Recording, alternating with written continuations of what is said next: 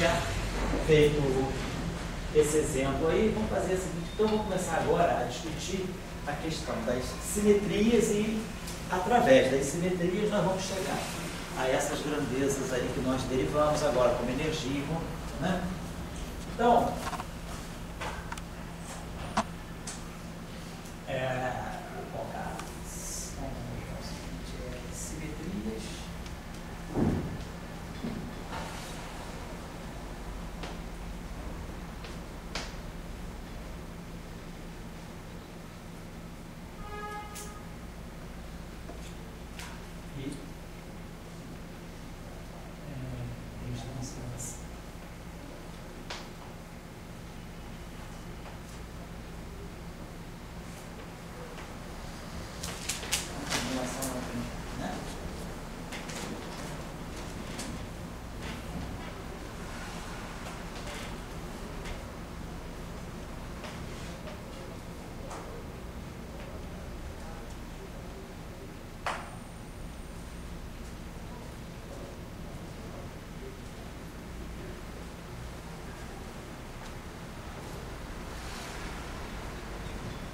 Bom, então, nós colocamos a ideia de que vamos trabalhar sempre com a ideia, depois eu vou dar um exercício para vocês poderem estender para a formulação com derivadas superior. Nós vamos trabalhar sempre com a ideia de que, no caso mais simples, que é o caso mais ordinário, no caso mais usual, o lagrangiano depende, então, dos campos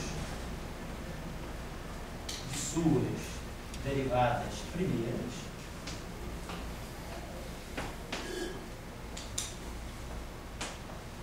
e, eventualmente, das coordenadas espaço-temporais.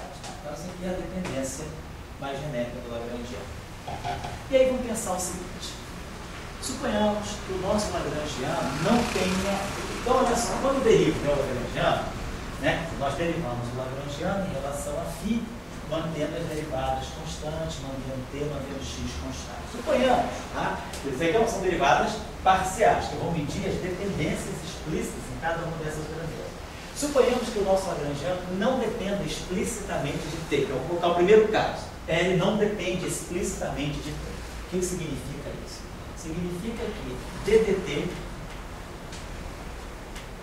com φ ponto, d e φ e x mantidos constantes de L, isso é igual a zero. Isso aqui está me dizendo o seguinte: meu lagrangiano não depende explicitamente de t, porque se eu derivar L em relação a t mantendo tudo constante, a derivada é zero. Isso é a dependência explícita. Claro que o lagrangiano depende de t via φ.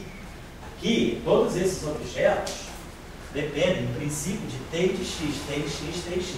Eu estou eliminando a dependência explícita em t. Então, isso aqui é igual a zero. Agora, claro, vamos dizer, o meu lagrangiano depende de t. Eu tenho uma derivada total em relação a t. Claro que não é a derivada mantendo tudo constante. A derivada total do meu lagrangiano no tempo é a derivada de L em relação a φ. E aí, claro, a derivada de φ em relação a t. A derivada de L do lagrangiano em relação às derivadas espaciais do campo. E aí, claro, a derivada temporal desses objetos aqui. Mais... só isso, né? Claro, e aí, claro, mais a derivada em relação a t, mantendo tudo constante, não temos aí φ ponto, d e φ e x de L. Então, isso aqui é a derivada, é como eu meço a dependência total do meu lagrangiano no tempo. Se não há dependência explícita, por hipótese, esse termo é zero. Nosso lagrangiano não depende explicitamente do tempo. A única dependência do tempo dele está dentro do campo. Então, tá, esse termo aqui é zero. E aí eu posso melhorar um pouco essa situação aqui. Pelas equações de Euler-Lagrange, né, se nós usarmos as equações de Euler-Lagrange, os campos, nós temos que dl dφ é igual a DDT de DL mais DDX DL tá? Então aqui são as equações de Euler-Lagrange para campo, né? Isso aqui. Então eu vou substituir isso aqui e aqui. Então nós DT. Então nós vamos ter aqui, esse primeiro termo aqui vai ficar DL dφ. Vou substituir isso por isso para ficar DDT de DL dφ ponto vezes dT.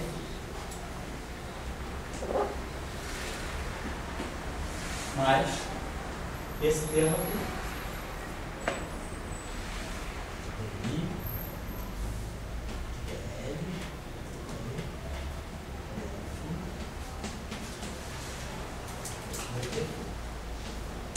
Primeiro termo.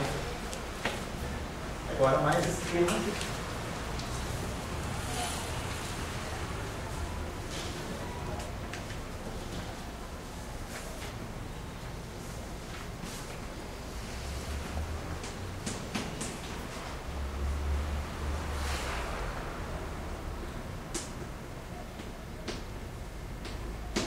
É isso aqui que a gente tem.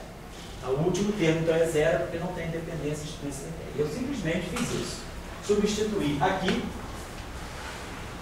a informação que eu tenho das equações de Euler-Lagrange. ¿Certo? Falar. Esas ecuaciones de Euler-Lagrange se pueden aplicar a ese caso porque para deducirlas el lagrangiano no dependía de las variables x. Não.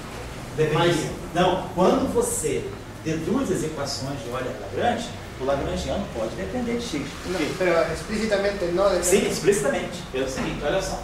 Quando você faz isso aqui,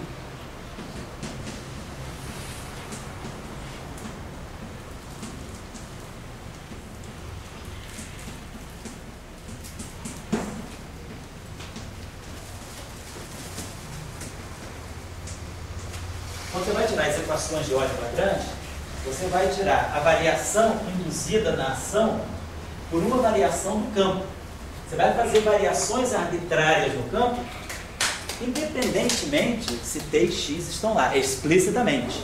Então, as equações de Euler-Lagrange, elas valem se o lagrangiano depende explicitamente de t e de x. Então não teria que fazer variações de campo, variações nas coordenadas? Não, pelo seguinte, porque as coordenadas não são graus de liberdade física. É como, por exemplo, suponhamos o seguinte, vamos voltar para a mecânica. Mecânica da partícula.